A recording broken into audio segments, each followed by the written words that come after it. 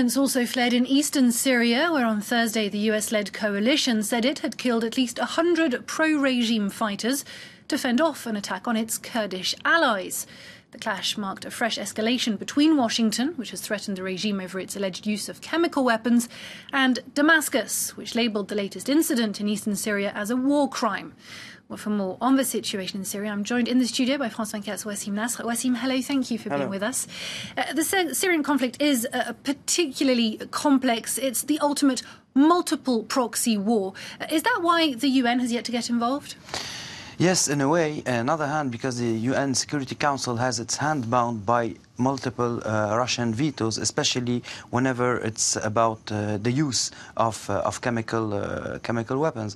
And today, as we saw in the package before, the civilians in Syria are paying the highest price, because all parties there are having already, as you said, their proxy wars, and civilians are not at all considered by the actors on the ground.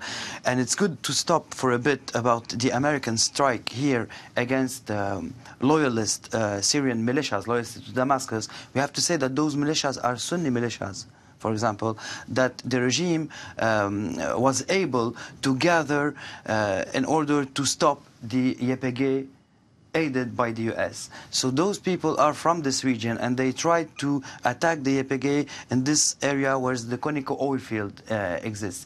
But on the other hand, we see that this fight between a proxy of the regime and a proxy of the United States, but on the other hand, the same proxy of the United States, so the Kurdish militias, were allowed to cross all this area controlled by the regime in order to join the battle of Afrin, for example, against the Turks. So we see that it's very complicated today. We have Russian presence here and here, American presence here, and in Manbij in order to counter any Turkish aims in Manbij against Kurdish factions. And we have also Iranian presence, mostly southern of Aleppo. So what is the Turkish endgame in the north there? Actually, the Turks want only to secure a security zone. They don't have any political ambition in Syria, as, for example, taking out Assad or whatever else. Today, their ambition is seen on a very low level, which is only securing the frontier and also implementing the Astana deal made with Russia, because each move taken by Turkey today in Syria is been done with the tacit okay of Moscow. So we see that when they entered this area of Jarablus, the Aleppo town was taken by the regime a few years ago, and then we saw them go into Idlib in order to create a buffer zone with Kurdish militias, and then all the way last week to South Aleppo, also to create a buffer zone between the regime and the rebels here. So today we have the town of Aleppo secured from the west and from the east with Turkish proxies and the Turkish army. But despite all that, we have subversive forces on the ground,